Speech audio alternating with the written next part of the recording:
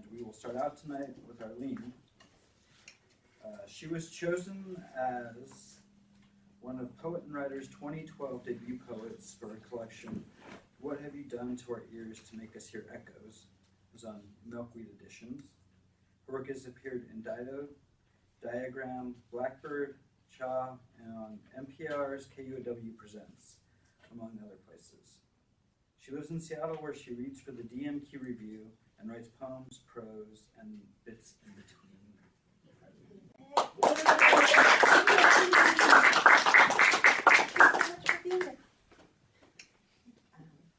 So I'm cheating a little bit because sometimes you get bored of reading from your book again and again. This is the book, by the way, the beautiful cover that my sister made.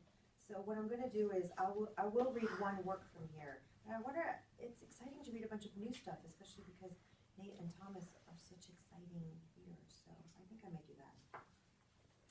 However, you will not be cheated of the book's experience, because what I'm going to read you is a poem that could arguably be the sort of summary poem of the book.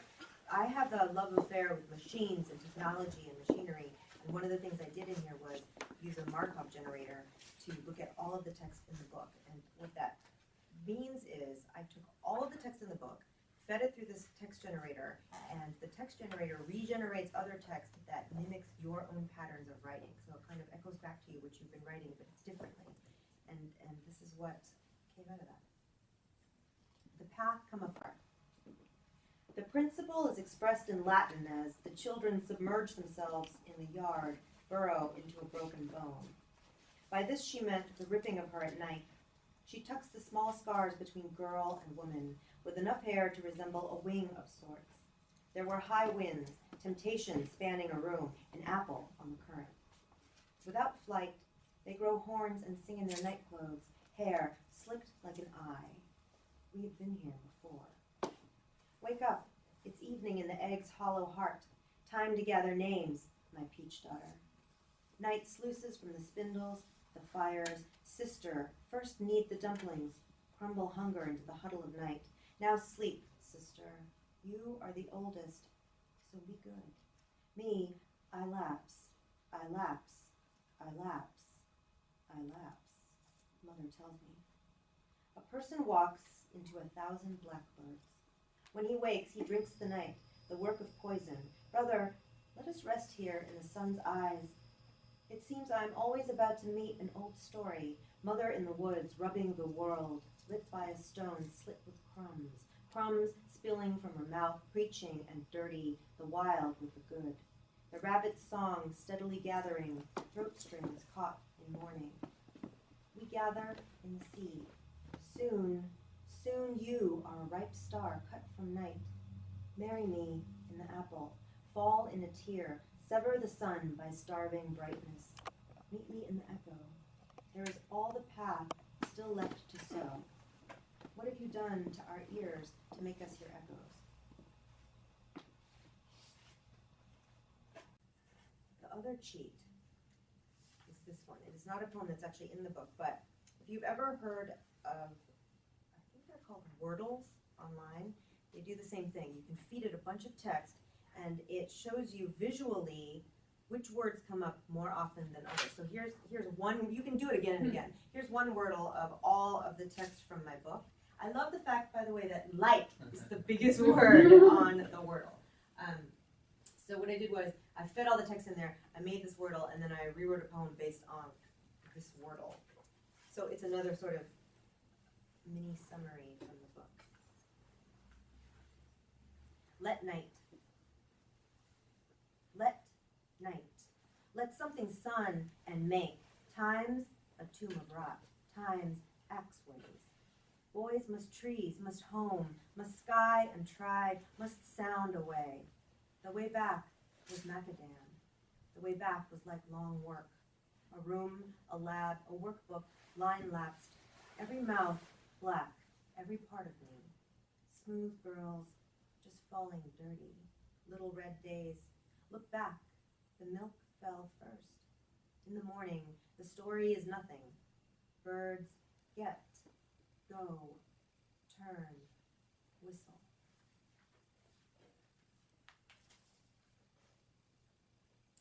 now onto the new stuff. And I've decided that my theme for the evening will be, who's your daddy?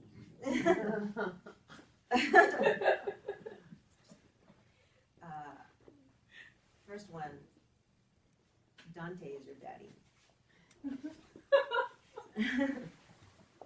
What are stones to the city's junk road?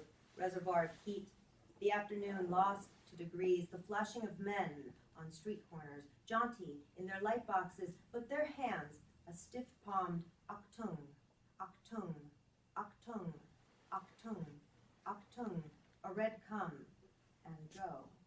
On the pyre, every day you ever wanted to send up in flames, down the Dante hole. The idea of loneliness is a trigger. The cold bay, the work of logging, each empty gallery and crosswalk. The ferry unloaded and those unwritten white patches above a whale's eyes.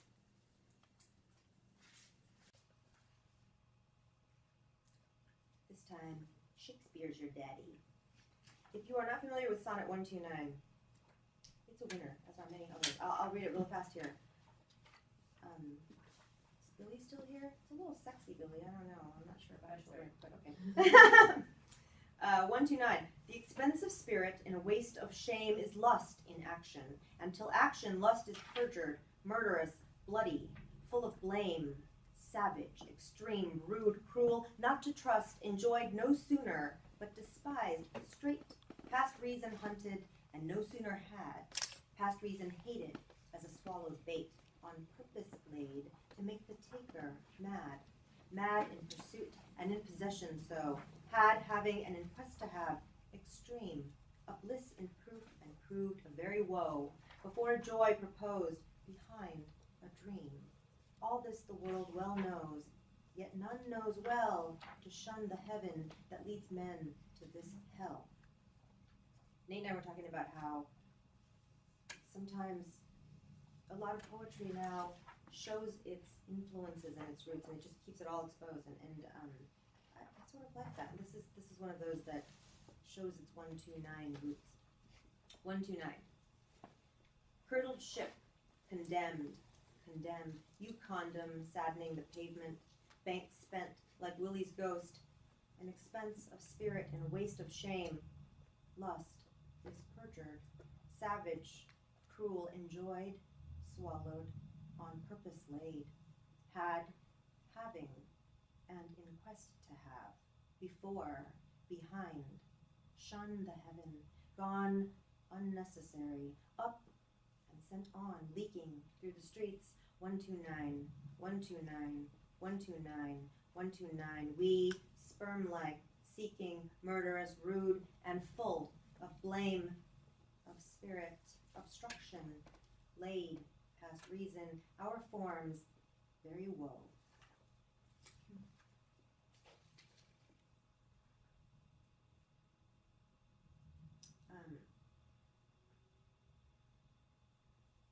So, since Nate's been here and I get to spend all this great time with him, it's been great, 2 poets on the town, and someone was saying to me the other day, so, do you talk about poetry things and process, and your conversations must be deep and amazing?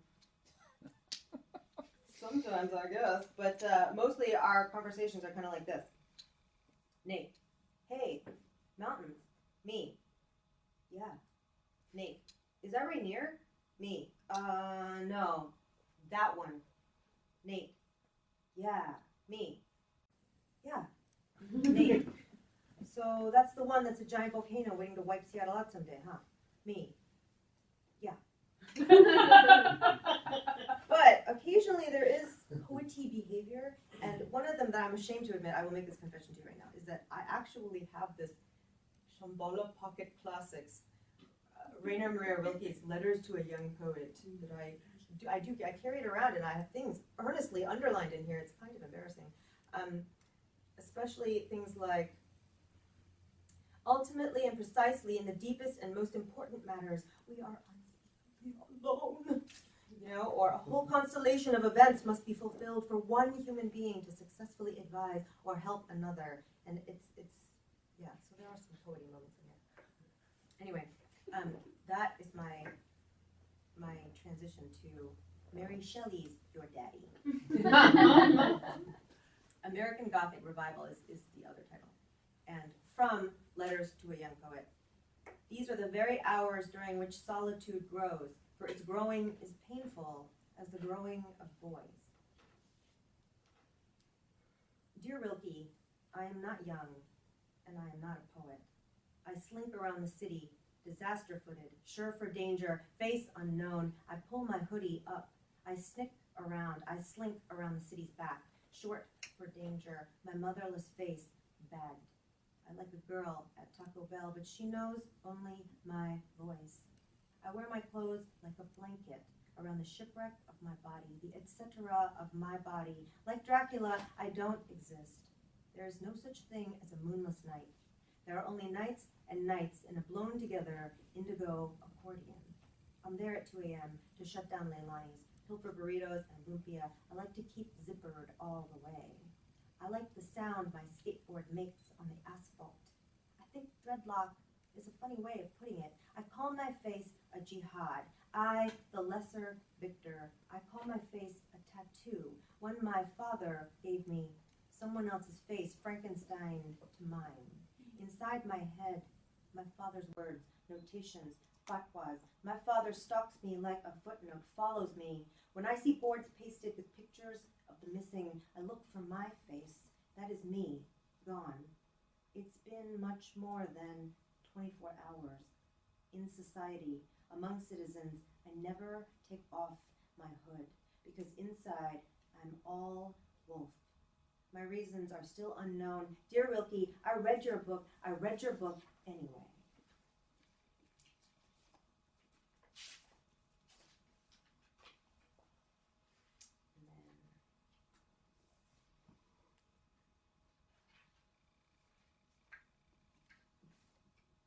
The last two. This one breaks. No, it doesn't. It does not break the daddy theme. There are daddies. My latest obsession is this thing with boxes, because I've been doing some research on an incident that happened in the royal courts of Korea, 18th century, in which the king ordered his son, whom he considered not to be good enough, to essentially do the country a service by stepping into a grain box and being locked in there until he died. And that would be an okay way for him to get rid of his son. I'm not sure why. The son did it, and it took him 8 days to die in there. He just asphyxiated. And that is my ancestry. I'm very proud. Okay. This one's called A Box. A box has 6 sides. When I'm in the box, I have 6 sides. To discard, flatten all boxes, slit 2 sides. A rapid mathematics reduces 6 to 2 unless it is a 2-dimensional box, in which case it was always a one-sided argument. Father, husband, kingpin, scholar, son, monster. There are all sorts.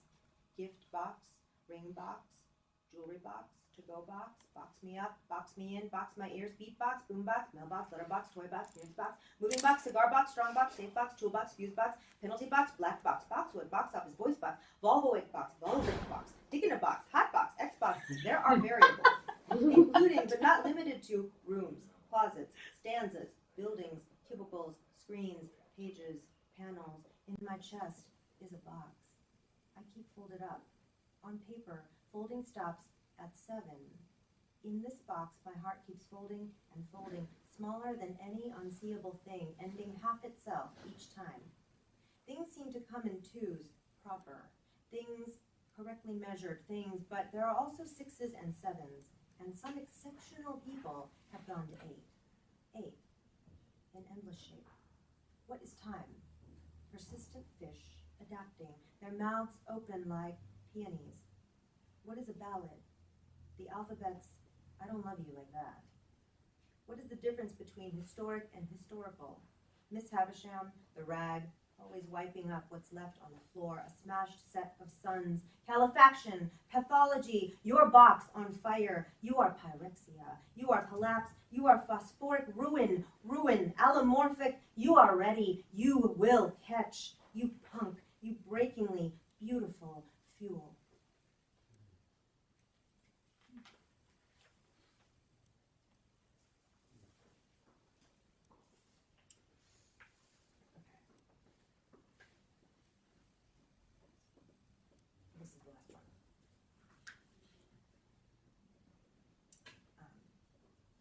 actually got some great feedback at SPLAB many weeks ago. Speaking of mountains and volcanoes and all that, if you remember the Icelandic volcano that erupted a while back, the thing that struck me about it was how on the radio it was messing up the announcers and they just could not pronounce the name of it, so they kept on calling it the volcano, the Icelandic volcano, the volcano. And it just struck me as very weird, this unsayable thing. It is kind of unsayable. This is what the name of it is. Anyone want to give it a whirl? Anyone who doesn't remember? Not bad. All right. I'm into the idea of the unsayable, of the unnameable, of the sort of weird song of letters. But at the same time, there's this other satiric thing that's going on because this poem is about daddies. And in particular, it's about John Ashbery. He's such a huge poetic figure, and I try to figure him out every day, all the time. And I sometimes can, and I sometimes can't. He's sort of like that Sphinx character in the movie Mystery Men, if you remember that movie from the 90s. These inept superheroes were trying to save the world or something. There was one of the characters called the Sphinx who would talk in these riddles. He would say things like, "To learn my teachings, I must first teach you to learn." Or, "You must lash out with every limb like the octopus who plays the drums." Or, "He who questions training only trains himself at asking questions." And I get this, reading Ashbery for me is kind of like that sometimes. So, here is my ultimate daddy poem for the night. It's not the finger to Ashbery, it's really not, it's almost an homage. Okay. Eyjafjalla Jökull, I pronounce it. From the Boston Globe, April 19, 2010, as ash from Iceland's Eyjafjalla Jökull volcano continued to keep European airspace shut down, affecting millions, agencies and airlines clashed. Some restricted airspace is now beginning to open up. I've been reading Ashbery again, getting lost in all the names hanging in the dusk-charged air. In O'Hara and Bishop and Ashbery, you're worried, I can see. Also Berryman, Plath, Creeley, also Kerouac and Blake and Dickinson and three named poets of the Midwest, of Asia, occasionally Basho and Ashbery. It occurs to me, I've been reading a lot of pages out of order and repeating, rereading, and still don't know what it's all about. Tasking myself to get to the end, the last page, I kept following the unknown guide, upriver, through Situaciones. The one who spoke to me from the page's corner, go to page 60. I flipped. There, a study of you, subject, pronouns, both similar to and different from their English counterparts. Look more closely at the word you. Usted, tú, you formal, you informal. The difference lies in the degree of formality conveyed by the speaker. Go to 37. Now let's translate the model sentences. Mi libro es pequeño. My book is small. El tuyo es grande. Yours is large. Tu pluma es roja. Your pen is red. El mío es verde. Mine is green. These assume that you were talking to a friend, someone you know well. Ustedes, large books, red pens. Go to 22. Definite and indefinite articles, gendered. Imagine a desk covered in pages. Take the page. Tome la página, 43. A page. Una página, 3. Any number of pages, 51, 148, 92. Pay attention to masculine, feminine, singular, plural, 93, 17, 157, 30. I did it all. I'm a good follower. I am good at turning pages. Senora said, at times I sound authentic. Good. My accent, muy bueno. Now I've lost it. All except the conjugations. I am, I mean, as in for ser, estar, for things permanent or essential, inherent to a person, one says, for things temporary, such as location or emotional condition. For if the state you're in is temporary, I'm not sure anymore, so I look it up. I find online it's been asked before. A common question, soy, estoy, help. An answer, I'd say estar is a resultant state and ser is what describes you. We've abused the difference, the myth of permanent versus non-permanent. Although it is true sometimes, it causes confusion with Nueva York está en los Estados Unidos versus yo soy estudiante. New York, being in the USA, is more permanent than being a student. You always leave the school eventually. To be a student describes you, your characteristics, and New York is in the USA as a result of something. The pages never took me anyplace. Abused, confused, me, the myth. Soy estudiante, more permanent. It is true. You always leave something. New York, a place, the difference, help. I asked to be failed that time. The TA told me I should write a new language for Asian America. Huh? I couldn't even learn Spanish. I wanted to say go to hell. Remember, soy, estoy? Be new. Be the one. Postlingual matrix changer. Unfetter us from almonds. Unload all this fake jade. I failed. English is the only language I know. The first thing they teach you to say is, hello, my name is. I'm practicing the name the correct way. Eyjafjallajökull erupts in Iceland. No one can go to Europe. No one can leave. No one can pronounce the name. The consonants flow too fast to swim in. The thing that's erupting like a taboo, a profanity, is hard to say. The announcer skips straight to the image, the volcano's dust, a cloud of glass, shards in the atmosphere, large and dangerous enough to take down a jumbo jet. Dust so fine, it makes baby powder feel like grit. The announcers push bravely along. They discover it is easier for the thing to become the name. Unluckily, on top of the volcano, now the volcano, there is a glacier with the same name as the volcano, now the glacier, or the Icelandic glacier, for clarity.